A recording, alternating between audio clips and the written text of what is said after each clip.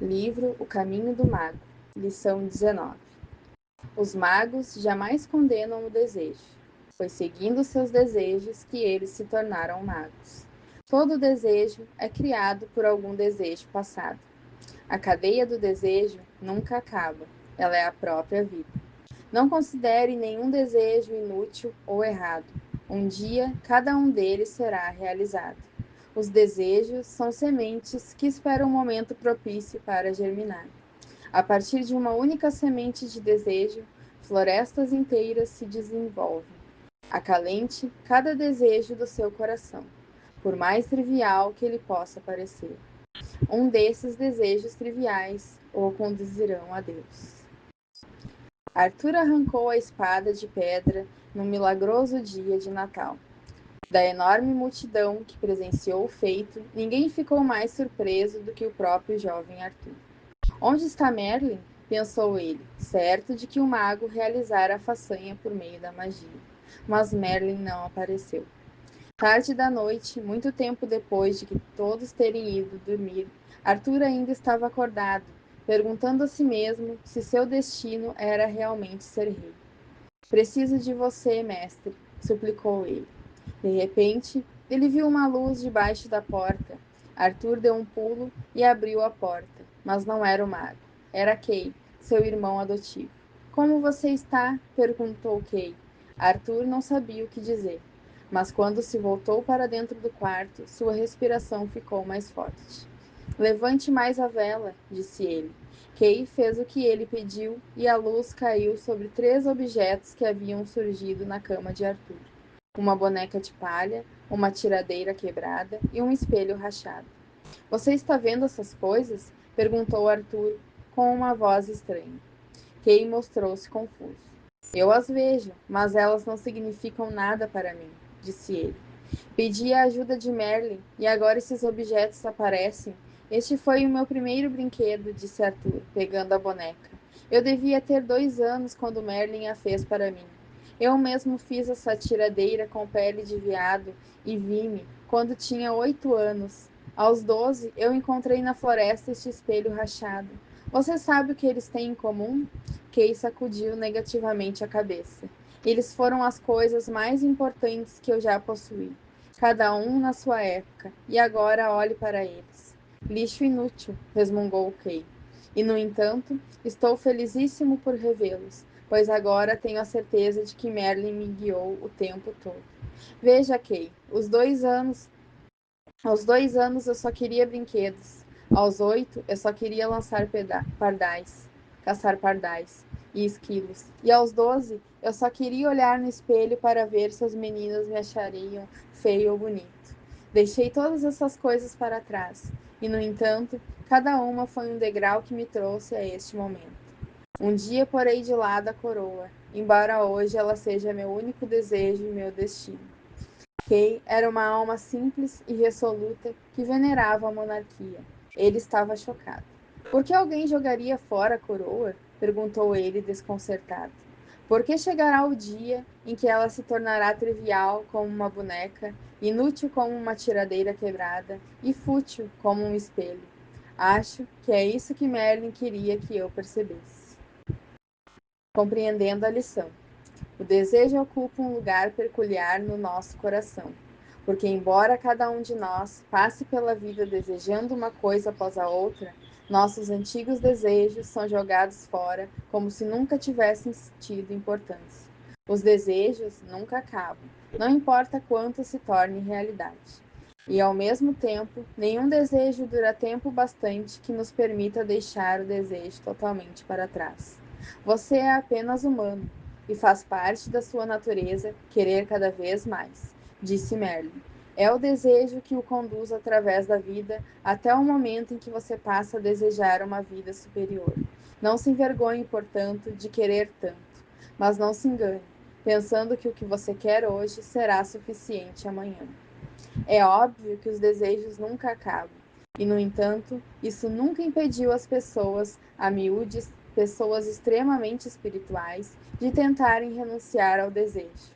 No Ocidente, os cristãos condenam a fraqueza da carne por causa de seus desejos inferiores. No Oriente, o budismo culpa o desejo por estar na base do ciclo interminável de prazer e dor. Mas aos olhos do mago, não existe motivo para que o desejo seja condenado. Quando você sair da floresta e entrar no mundo, disse Merlin ao menino Arthur, você vai alcançar um prêmio que todos os homens desejam. Isso fará com que milhares de pessoas se voltem contra você e o conduzirá a anos de luta pela conquista da sua coroa. Neste caso, não vou ficar com a coroa, disse Arthur, bastante perturbado.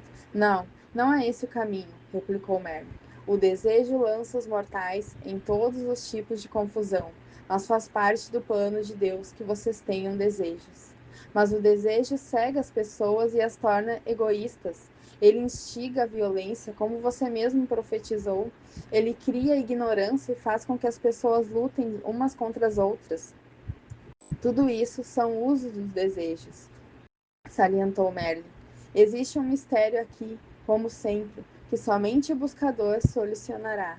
O desejo é bom, mal ou nenhuma das duas coisas? Vou lhe dar uma pista. Para descobrir a verdadeira natureza do desejo, você precisa começar sem julgar nada. Honre cada desejo que você tiver. Acalente os desejos do seu coração. Não se esforce para conseguir o que você quer. Tenha confiança que o Espírito Superior colocou o desejo dentro de você e deixe a cargo do Espírito fazer com que os seus desejos se tornem realidade. Você poderá descobrir que o mal existe no desejo não é realmente o desejo em si, e sim o esforço que o ser humano faz para alcançá-lo. O mago não se esforça para conseguir o que quer, para agarrar, conquistar ou possuir, porque ele vê o desejo num padrão mais amplo estabelecido pelo espírito. Quando visto pelo que realmente é, o desejo expressa sua necessidade suprema de reunir a perfeição. Desde o momento em que você nasceu, nunca houve a esperança de que você estivesse realizado através de conquistas, posses ou status. Nada externo jamais iria funcionar. Então, por que Deus criou tantos objetos de desejo? Indagou Arthur. Por que não? O que há de errado em querer mais deste mundo, se vale a pena querer tudo? Replicou Mary. Considere o desejo como a disposição de receber o que Deus quer dar. Este mundo é uma dádiva. O Criador não foi coagido a criá-lo. A capacidade de Deus de dar só e ilimitada capacidade que você tem de receber. Talvez isso seja verdade, porque Deus simplesmente não providenciou um caminho que levasse diretamente a ele? Perguntou Arthur. Mas ele fez isso. O desejo é o caminho direto, pois não existe um caminho mais rápido para Deus do que seus desejos e necessidades. Por que Deus lhe daria algo antes de você desejá-lo?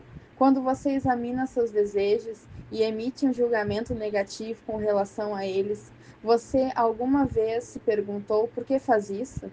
Julgar o desejo significa criticar a origem dele, que é você mesmo. Temer o desejo significa que você tem medo de si mesmo. O problema não diz respeito ao desejo, e sim ao que acontece quando seus desejos são bloqueados ou frustrados. É aí que começam as lutas e as críticas. Se você pudesse descobrir uma maneira de satisfazer todos os seus desejos, que é o que Deus sempre teve em mente para você, perceberia que sem o desejo você não poderia crescer. Imagine-se como uma criança que não quisesse ir além de brincar com os brinquedos. Se os novos desejos não surgissem constantemente dentro de você, você ficaria preso a uma perpétua imaturidade. Vivendo a lição. O discurso de Merlin sobre o desejo mexe conosco, porque vivemos numa sociedade na qual as pessoas são capazes de ter um número cada vez maior de bens materiais. O resultado final, porém, não foi nos tornar perfeitamente felizes. Com frequência encontramos um vazio espiritual através da abundância. Isso não significa que desejar ter uma casa, um carro ou uma conta bancária é errado ou vergonhoso. O vazio espiritual não foi criado por desejarmos coisas materiais. Ele foi criado ao nos voltarmos para as coisas externas, esperando que elas fizessem o que não são capazes de fazer. As coisas externas não podem satisfazer as necessidades espirituais. O ditado que diz que é mais fácil passar um camelo no buraco de uma agulha do que um rico entrar no reino dos céus não condena a riqueza. Ele simplesmente salienta que o dinheiro não tem valor espiritual. O dinheiro não é a porta de entrada para o paraíso. Os magos sempre ensinaram que o desejo precisa ser visto como um caminho. No início, os desejos giram em torno de coisas como o prazer, a sobrevivência ou o poder. Mas com o tempo, o caminho do desejo nos leva além dessas gratificações. Eles não são desejos inferiores, e sim desejos iniciais.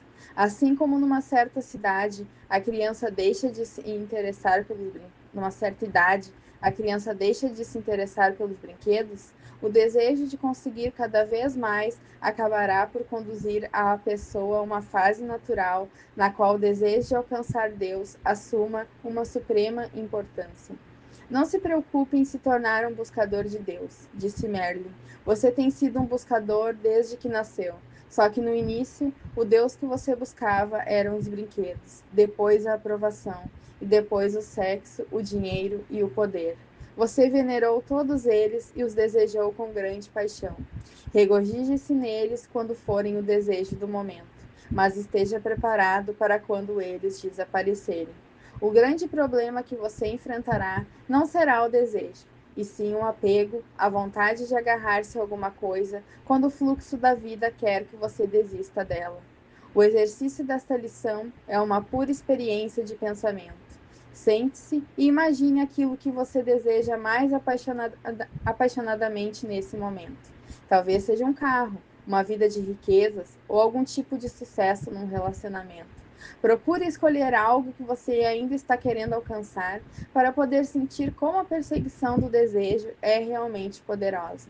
Recue agora a um desejo que você teve no passado, um desejo que você já tenha se tornado realidade.